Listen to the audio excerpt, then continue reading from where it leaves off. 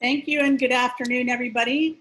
Thank you for participating in this Q&A for the film Love and Stuff at the 29th Woods Hole Film Festival. A little bit about us. Generally, the Woods Hole Film Festival takes place each summer from the last Saturday of July through the first Saturday of August. And generally, we are an in-person event in Woods Hole, Massachusetts. We have 5 venues. Normally outside, I'm sitting in Woods Hole right now, you would see people running up and down the streets, getting stuck behind the bridge because they might be late to a screening. There would be an excitement and an air of creativity all around us.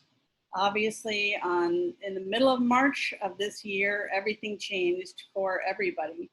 At that time, we had to decide whether or not we were going to pursue the festival as we traditionally had it, thinking that it might be possible by the end of July for us to be able to gather again. But we also then quickly realized after a while that that wasn't going to be able to happen. And so sort of at the beginning of April, which is not that long ago, we made a decision that we really wanted to have the 29th Woods Hole Film Festival. We didn't want to move it to a later date. And so we were going to plan a virtual event that was as close as possible to the in-person festival as it could be in the virtual world. So essentially for the last 2.5 months, or I don't even know what month this is, we have worked around the clock to make this happen. We are so thrilled that this year we have 187 films from around the world that we selected from nearly 1,000 submissions. And as with every festival year, we are always humbled and honored by the breadth and scope of films that we get the opportunity to show. There's so much great work done in the independent film sector, and we know that film festivals around the country, as we all think about what to do and how to pivot being the word of the pandemic, we are all committed to helping make sure that the work that we have is able to get seen by audiences. So thank you very much for being here for this virtual event. This festival couldn't happen without the support of our great sponsors, with our grant funders, with our donors, and with you, our ticket purchasers. But most importantly, it couldn't happen without the great films that we show. So without further ado, we are going to get started. I'm going to introduce Liz Norton and Judith Helfand. Liz is a Woods Hole person. She's actually in Woods Hole, right up the street, but we don't get a chance to see each other. A filmmaker in her own right, and an advisor to Judith on many of her projects. I'll let you talk about your exact role. And Judith has been a Woods Hole Film Festival filmmaker for a long time, but in her own right, she's a highly regarded, very well-known documentarian, and also known for being somebody who over the years has supported the making of many, many important independent films. So we have a lot to talk about. I'm going to turn it over to Liz. Liz and Judith are going to chat, as Jay said. If you have a question, please ask it in the chat or the Q&A, and we will try and get in. We will try and get it in, and we have about 45 minutes. So thank you, and I'm going to turn it over without further ado. I'm going to unmute myself because I'm very tech savvy. I'm super excited to be here, Judy, with Judy and Judith as part of the Woods Hole Film Festival, one of my most favorite festivals and very close to my heart as I grew up here. And also, I have spent a lot of time with Judith Helfand at this festival throughout the years. And I love the combination of the town and the festival and the buzz, and I'm really missing that this year. So I just want you to know that that is something, you know, that's on the minds of, I'm sure, many people. But this is a really cool opportunity also, and also because this is recorded, that if you can't, you know, be at this specific time, you can watch this Q&A at another time. And I kind of love that. So I think there's a lot of opportunities there. And I'm super excited to be here with my dear pal, Judith Helfand, who I've known for a long time, who is one of my most favorite people, one of my most favorite filmmakers. And I have, like, of course, 10 million questions and comments about this. I will say that over the years, I have had the privilege of watching rough cuts of many of Judith's projects. And it's so remarkable. I mean, for those of you who are filmmakers, you'll know how painful and painstaking it is to show like your baby to a group of people. And Judith, by the way, is an unbelievable collector of people. Like when I say, oh yeah, I've seen some rough cuts, like, you know, like 10 million people have seen, like, she's incredible about networking and getting, you know, really thoughtful people to weigh in on the project, which, by the way, always makes it better. It's just excruciating. And so I really respect her openness to criticism and her openness to, you know, working through some of the thorny problems. And particularly in this film, which I'm going to get to in a second, it's so easy to do this poorly. Like, I just can't even tell you. And so to do it in the way that Judith consistently does, thoughtfully, painfully, slowly, but completely bang for your buck, is really an accomplishment. So I'm excited to talk about this movie and to talk to Judith. And I'm done talking. What I'm going to say is my first question, which is really generally about your films. There is a commonality, obviously. They're very personal. They show a lot of vulnerability, and you have very carefully crafted narration that I think, you know, sort of goes in between. It's very much you, like your personality. So I wonder, just in general, if you can talk about sort of, because this movie is probably one of your most personal ones since Healthy Baby Girl. This is sort of like a sequel to Healthy Baby Girl in a lot of ways. But can you talk about why you're drawn to that style in particular as a filmmaker? Because it is unusual. I think I hate being alone with pain. Yeah. I think I'm both, I'm terrified and in awe of the lengths and depths of the human experience and our emotions. And I hate to waste them. I hate to waste them on myself. I hate to waste it on just my mother. Like, I feel like if this horrible thing that I'm experiencing is actually quite universal and now ties me to all these other people. My kid is just coming in from gymnastics. Hi, then I want to explore it for all its universal implications. I want to explore it because then I'm less alone with it. And I hate letting something that's really, really, really important, be it painful or joyous or extraordinary, go to waste. So, but you know, I've always been called to make movies because there is something has happened that is both very, very specific and universal, specific to me, but it's also something that I know ties me to a lot of other people. So when I had cancer caused by DES exposure, it made total sense to me to want to explore that horrible radical hysterectomy experience and my mother's guilt and my grief and all of that all warped together. Made sense to kind of do that in a movie because I knew that, as personal as it felt, that if we left it really personal and really private and behind closed doors, pharmaceutical industry would really get away with it.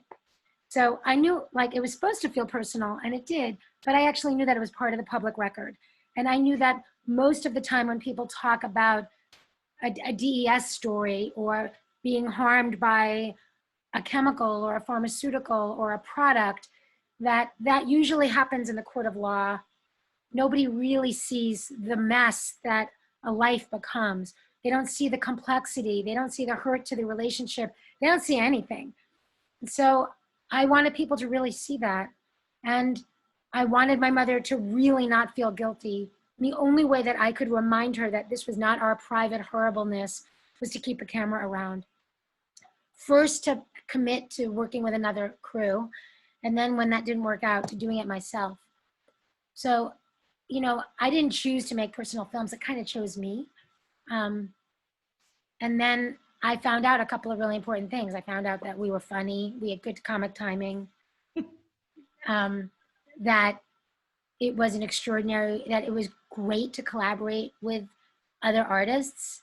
that I loved that process, and that as much as it looked like it was about me, it really wasn't. That on some level I was creating a universal character that people could relate to and use to talk and to think, or to work on really important issues.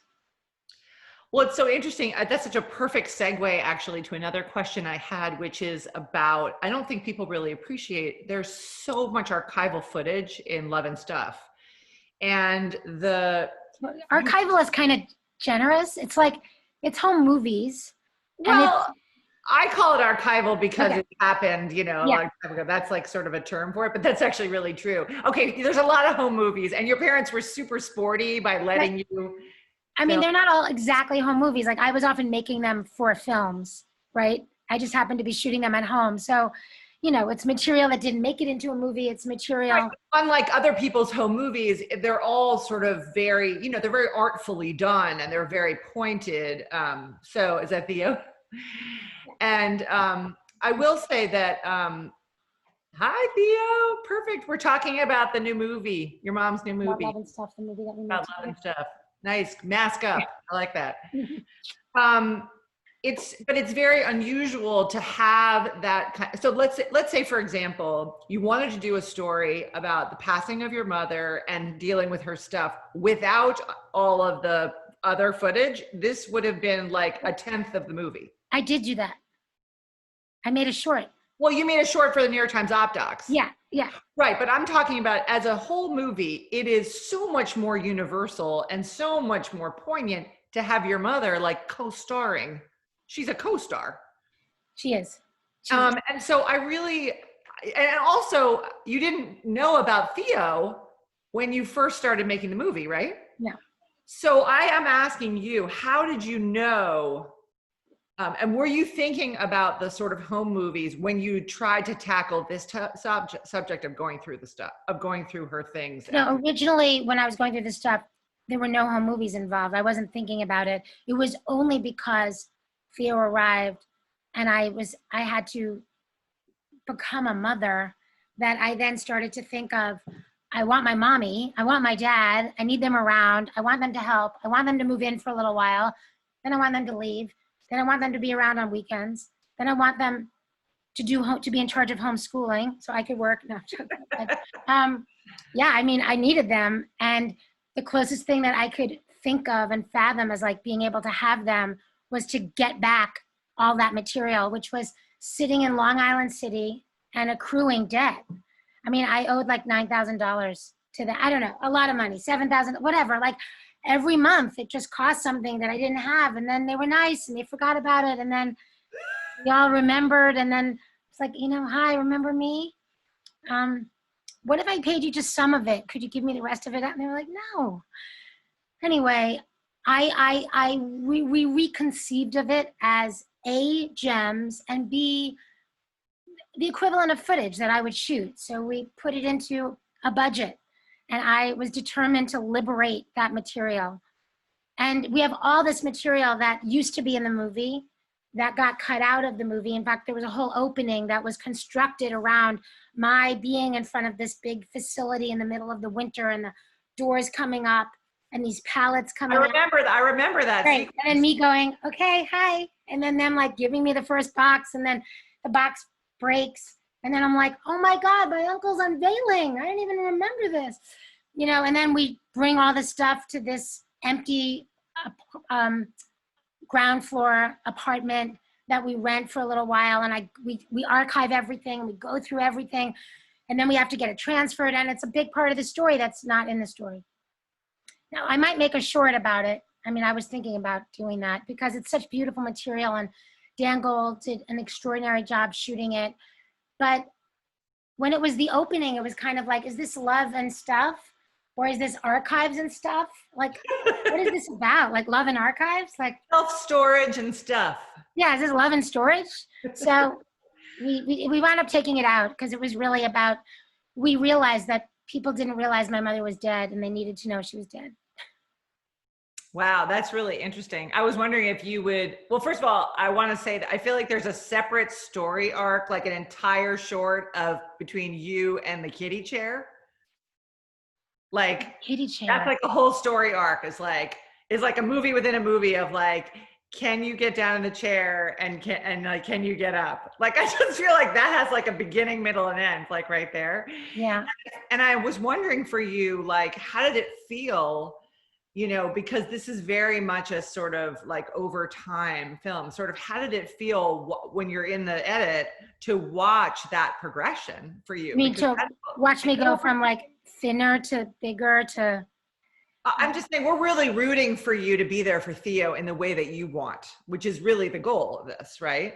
I mean, we're rooting for you. So I'm wondering, like, how did that feel, you know, to sort of, was it satisfying? Was it weird? I mean, it felt really honest. It felt really honest. And I owe it to editors, Marina Katz and David Cohen, they were really the authenticity police, you know, and this was a process of kind of like, it was very big and there was a lot of material and there's a lot of the process of opting to have that surgery and then doing it and then drinking the shakes and then recovering. And we didn't need all that. Like, it wasn't, you know, weigh-ins and all the 7 months prior to, like, making sure I could do it every month and get to the doctor and they'd say, okay, you could progress to the next step.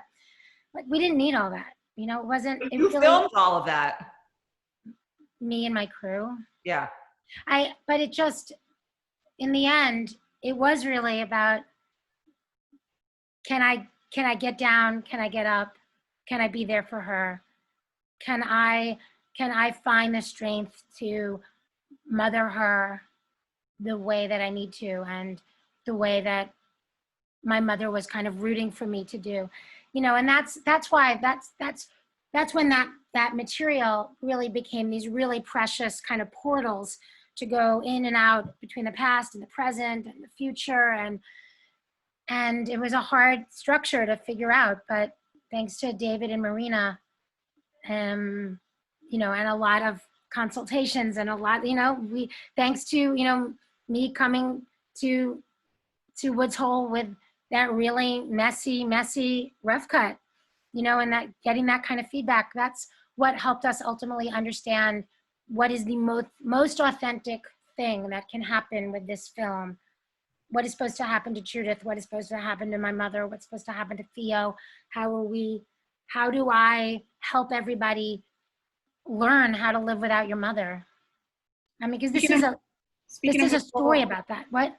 Oh, speaking of Woods Hole, I just want to jump in here because I'm not sure everybody knows. So you were a filmmaker in residence at the Woods Hole Film Festival. What year was that? 2013. 2013. In the middle of your master class. Right, like, on a healthy baby girl. We were talking about, yeah, personal storytelling. Oh my gosh, I need to take this call. So you tell the rest of the story. Well, it's in the movie. It's in the movie. It's in the movie. I mean, yeah, I got a call that a family that I was potentially matched with and who were considering me as a birth mother said yes. And they said that while I was there. And then I went home and I left as soon as I could because my mother was in hospice. I mean, I had to get home to be with her, to continue to help her live a good death.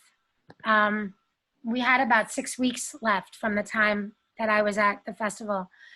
And you know, as you know in the film, my mother actually wasn't very excited for me. She was really concerned that the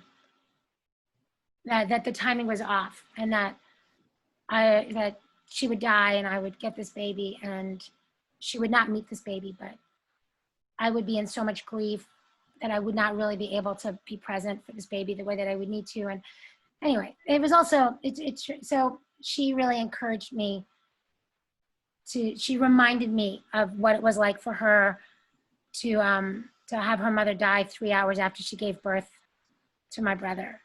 And just really back to Liz's question though, I mean, it just is kind of serendipity that we were filming that. It was amazing. Yeah, I mean, and then you remembered it all those, so you collected this as part of your collection. Yes, you definitely became part of the collection. I mean, yeah, that was an extraordinary moment. And And then and as extraordinary was that moment was my mother's response to that moment, which was, no one could have scripted that. And it turned out she was right. I mean, me and that birth family had to part ways. It wasn't right. But it also enabled, by saying no to that baby, I was able to really baby my mother, and I was able to be fully present for her 100%.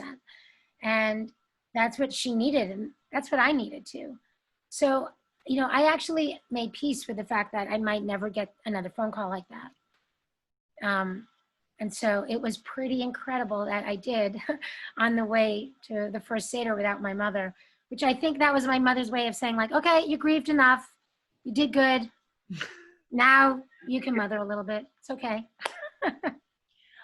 I love, there's so many moments in the film that are so human, like when you're going through and you find her old veil.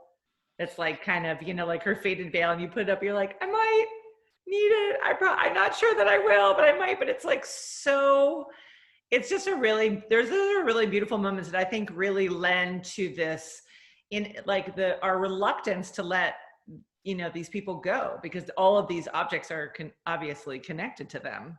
And it's connected to their dreams for you. Yes, also, right. But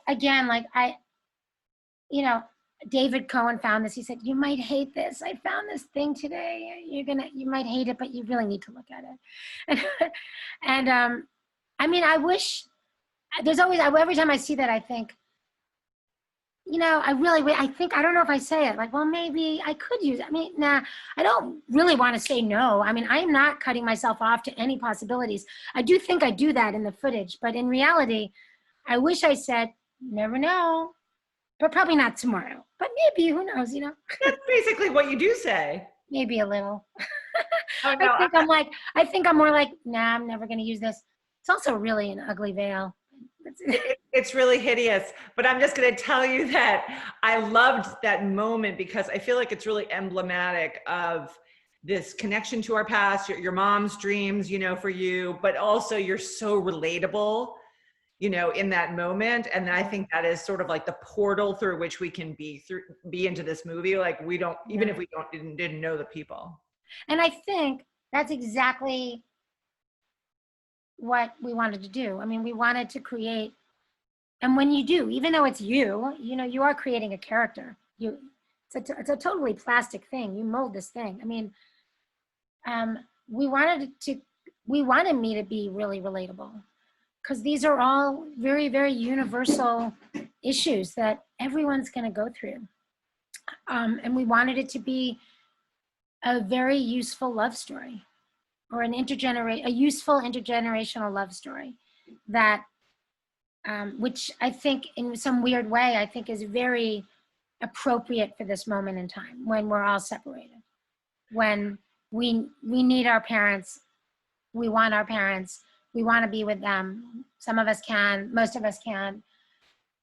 I think that it's a good moment for this film. I would much prefer to be in live audiences. It's very painful, wow, hey, we're in Woods Hole and I'm still in my living room, or hey, we're in Woods Hole and I'm in my kitchen, like last week I was in San Francisco. We're going to go to London and we're going to go to Toronto for all the Jewish film festivals, and Boston, and I'm still going to be in my kitchen. It's brutal. I was thinking, Judith and I have a good friend whose mom recently passed away, and she mentioned to me that her family was with her when she died. And I was thinking, wow, one of the giant tragedies and travesties of this pandemic is that you cannot be with your loved ones in that way when they're in the hospital in particular. And so I was thinking maybe that is also a part of it too, to watch it during this time where you're able to have that tactile connection and, all those people and all the relatives and the comfort that you feel in the group, it's really heartbreaking. I don't want this to ever be the new normal. This is not the way that people grieve. People grieve in community. People need hugs. People need embraces. People need to cry on each other's snotty shoulders, we need that. And, Zoom shivas any of you who know the Jewish tradition of everyone coming to your house and not leaving you alone. So that first week of deep grief, you're surrounded by people, which I was in this very room, to have to do it on Zoom, it sucks. So one of the things that I've started to do is a workshop called Love, Stuff, and Zoom. And it's to support people who are separated through the transom to think about how to use the process of going through stuff with your loved one, even if it's on the other side of the Zoom, as a way to actually talk about end of life, but also practically talk about stuff. Because, my mother gave me that opportunity, and she really could. If I had listened to her, Mommy, if I had listened to you, everything would have been better. I mean, she always said that, and I was always like, yeah, right. But about everything, she said that. But she was really right about this, because if we had gone through all the stuff together, we would have had so much fun. We would have had very concrete way to spend our time together. It would have been really special. I would have learned so much from her. I would have documentation. I would have the names of all those photographs. I would know why she saved the packing list for her honeymoon to Lake George with my dad. I would have all this stuff that would be really concrete versus being left with, I think I know what that's about. And then you need to hold on to it. And, it would have been wonderful. And I think she was giving me a way to actually have the very, very hard conversations about end of life. I want a do not resuscitate order. I want to die at home. I don't want you to be burdened with all that stuff. Let's give it away now to make it easy for you. Let me tell you what it's like. We could have really talked about her death. We ultimately did. We had a great end of life, but she actually could have even made it better. And so that's what I'm offering in these workshops, is to say, hey, start with the meat grinder and end with the DNR. Have fun right now. Use this Zoom, this format and this time in a really practical, mindful, loving, spiritual way that will guide you to the end of life conversations that you need to have. That's amazing. Have you been doing them? I've done 2, and how'd they go? They were great. One was with my daughter's socialist Yiddishist parent group, because we go to shula. And then the other one was with a group called Dorot and Reimagine, as part of the International Reimagine Life, Love, and Death 4-week festival. And I'm just finishing a little video that sort of shows the high points of it that I'm gonna share with all the film festivals that I go to encourage them to maybe use this as an opportunity to bring their community together. And then, I'm gonna try to market it. I mean, as a filmmaker, we have to figure out how to utilize our films in this moment in ways that are practical, spiritual, and fiscally responsible. And, if you're used to going out on the road with your films, you have to figure out a new way to do that. I love that idea so much. I wanted to make sure that Judy Laster, that we make time for people who want to ask questions. Right. I was just going to break in here and say, oh yeah, if people in the audience, if you have a question, this would be a great time to type it into either the chat or the Q&A. Okay, good. Are there people out there? Yeah. I can't see them. Oh. There are. No, we can't see them. We're in a webinar. It's like one-way glass. It's radio, really. It's kind of like radio. One thing I was thinking about, Judith, is so interesting because both your parents, your dad maybe less so, but both your parents were pretty game about being filmed. And I was thinking a lot, even in your family gatherings, and I love the sequence where you get to all the Jewish holidays and everything, all the food is already, I know you're kissing everyone and the camera is going down. It's so great. But I wondered if you ever got pushback. I mean, they knew that you were intending it, but I wanted to know about that dynamic, because I think that's really hard. Well, the thing is, I mean, I shot a lot of that material for A Healthy Baby Girl that didn't get in, a lot of that family stuff. With A Healthy Baby Girl, I got a little pushback, but not much, because they felt so bad and oh, sweetheart, you radical hysterectomy. if it makes you feel better to make a movie, okay, we'll make a movie with you. Is that what's going to make you feel better? And then it did make me feel better a little bit. And then that led to Blue Vinyl. And my mother was like, I'm done. And my father said, Florence, you had your movie. This is my movie. I'm in construction. We're making this movie.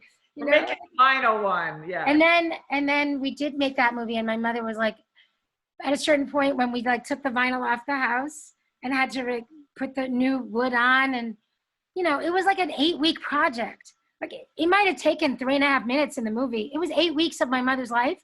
Right. She basically was like, you have to move here.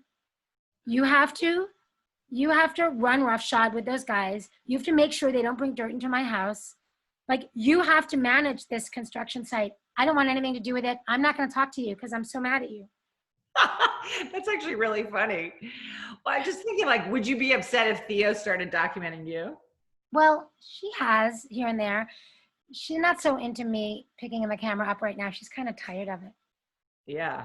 I mean, yeah, us documentary filmmakers, our kids are just like, enough already. I mean, to all of you folks out there that I don't know because I can't see you because it's a webinar, Theo and I did make a little film together while we were making Love and Stuff called Absolutely No Spitting. And it's our DNA journey story. We did it as part of a collection of 22 filmmakers that did 22andMe for 22andMe. And that was a real partnership. We kind of did that together. It was really fun. And, I found out kind of what I knew, but she's Black and Jewish. And, in a way, it kind of represents the kind of short that I would want, like, if people are really wondering, like, what's her background? How are you going to do that? How are you going to bring her up? Like, we don't get into that in this movie, but this little short is an opportunity to kind of go out, see see what happened, come back to the movie. So, the plan was for me to do a couple of those. I loved it. I thought it's so great. I wonder how people can watch it if they wanted to see it. It's online. It's really easy. Absolutely No Spitting. Just Google it and you'll see it. It's really sweet. It's really well done. Can I just jump in with a question here? Yeah, sure. So Judith, how will you feel if Theo wants to make films about her growing up and they feature you? Yeah, actually, I've joked that I need to buy her a domain called Unlike Me. Like, get them, stop making them like me, stop unlike me, unlike that, I'm unlike you, you're unlike me. I don't know if she'll do that. I certainly will not really be in a position to say no. Exactly. I mean, if I do, my parents are going to come back and like haunt me. Do you think that, like, the idea of this personal storytelling is something that has helped you feel better and move on? And then once the story of you is out there and you've sort of moved on from that aspect of the story, do you look back at it with intimacy still, or can you look back with objectivity at your own films? Objectivity, I don't really know what that means. What do you mean objectivity? Like, oh God, why were you so obsessed with that? Really? I mean, like have I evolved? Like, have I moved on and my characters are kind of stuck there? Well, I'm just thinking, most people have scrapbooks that they look at. Actually, it's funny. I was thinking about that this morning, that maybe because I've been making these movies, I don't have the book with my daughter's first words and her first sentences and all her dreams and all of the crazy, wonderful things that she said and her ideas and her jokes. And I don't have a lot of that stuff. We're not keeping a quarantine journal.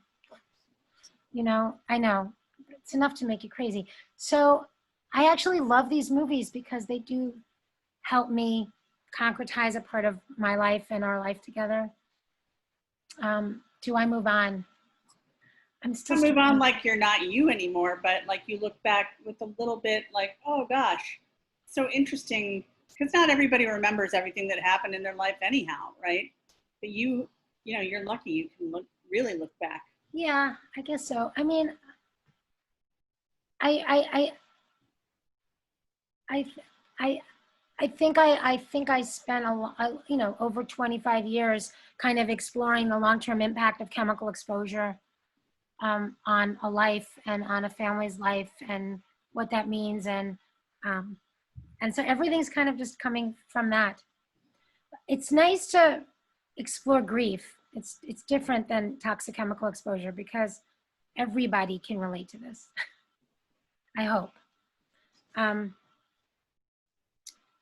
You know, and I think it also, you know, it takes a level of privilege to be able to say my life is worth exploring and taking a look at. Well, You know, I hope a lot more filmmakers get the opportunities that I have had to kind of explore the world through their perspective and their family's life, which, you know, my family's like this very typical middle-class Jewish family from Merrick, Long Island. You know, we're not really movie material, but what does that even mean to be movie material? What has to happen to you to be worthy of a film? So, you know. Well, I kind of disagree. I mean, Okay. I mean, would agree to disagree. I mean, there is I hate reality shows so much, but there is a reason why they're so popular. And I think it's because people can really see themselves. You know, it feels like a person that you might know. And we can fight that battle another time, but I do think, even though so much of it is orchestrated and fake, but that's a separate topic. But what I'm saying is, I think that, you know, the sort of, I don't want to say smallness, but that's really what I want to say. I feel like the smallness and kind of like the regularity of your situation makes the story 100 times better. Can you imagine if you lived in, like, you know, a 5,000 square foot apartment, whatever, it wouldn't be as good a movie. It just No, wouldn't. I always used to say that about my parents' house. It was like, thank God you never left the starter ranch. Because you would have, I mean, you basically turned your apartment into like a storage locker.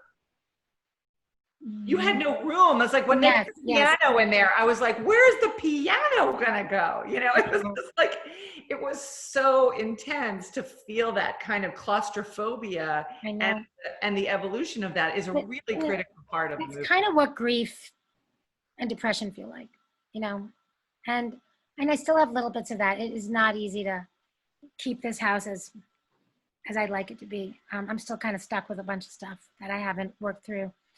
But, you know, it's interesting. I would love to hear from the audience. If there's an audience out there, I don't feel like we worked really hard to not let this feel like a reality show. And anytime, even during production, that would happen, I would rail against it. You know, like if my friend Dan would say, Jude, we got to do a sit down now and see how you're doing and what's going on. I'd be like, no, we don't.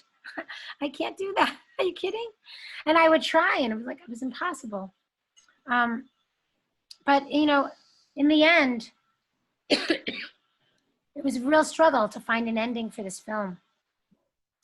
Because how does this movie end? Like, there was a couple of people who were giving me feedback who were like, I really want you to have learned something and give us some prose and give us your philosophy, like give us something, like we need something. You know, there wasn't much, you know, I mean, like, because it's a story about being a work in progress. And please don't cough. You want to get some water? I'm going to mute while I cough. You keep. I'll put a mask on while you're coughing. I was going to say that you still are grieving. So how could there be an ending? I mean, in a way, like she is I mean, her saying like, call me, but not too often, which is basically I mean, this movie's had a lot of endings. And I feel like that one is the most effective because it's like, of course, all of us have mothers who wish that we called them more often. I mean, just like the whole thing is like, it never ends. Right. You know? And also, it's never enough. It's going to be me. It's going to be me. It's, I mean, life is just this like long sequence of goodbyes that take place over a long period of time. And then when you have that final goodbye, the challenge is, okay, I'm not going to let that happen. I'm going to incorporate this. I'm going to take what I can. I'm going to remember it. I'm going to keep it alive. I'm going to make chopped liver. I'm going to light the candles. I'm going to use the piano. You know, I'm going to use her old footage. I'm going to remember her sayings. I'm going to hear myself when I talk to my own kid. and I'm going to say, I can't believe I just said that.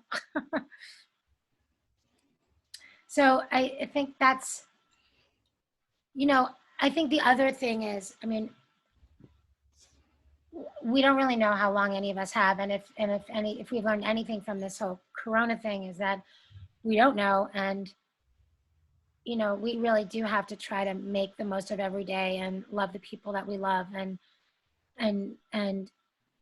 be gentle, and to be kind, and to be excited about life, and not take each other for granted. And you know, so I'm 50 years older than my kid. It's like, that is like a problem in the movie. It's like, it's a problem.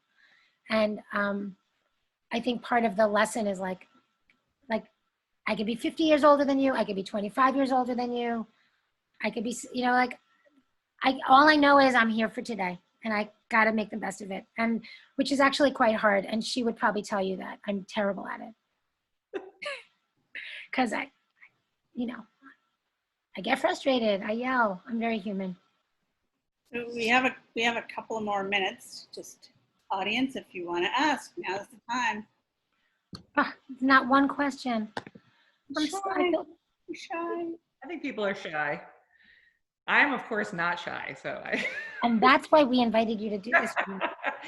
But I thought it was really interesting. I'll just sort of make this comment, which I think is just from a filmmaking perspective, that normally when you move back and forth in time, which you do throughout this entire film, a lot of times the viewer will need like a cue, like a text cue that says like, you know, 1998 or 1987, or, you know, we're back in 2015 right now, or whatever that is. And I think it's very magical that in this movie, it doesn't matter. You don't need the context. You don't need to know how far back you're going, or whether it's like, you know where the present is. The present is universal. And all I'm saying is that had to have been a very excruciating part of the edit to make all of those cuts so fluid. I just want like the sort of lay audience to understand how difficult that is to do. So I wondered if you could speak a little bit about that, like how challenging that was. I think finding the cinematic language for this movie was really hard, and recognizing that it was not linear, and it couldn't be linear, and was it, you know, this is not going to be like, oh, my mother dies and then this happens, and you know, like that might be in there, but other stuff has to happen, otherwise this isn't going to work. You know, that was totally the editorial genius of David and of David Cohen and Marina Katz, truly. And you know, I think part of that was also finding the narrator voice for this movie, and recognizing that,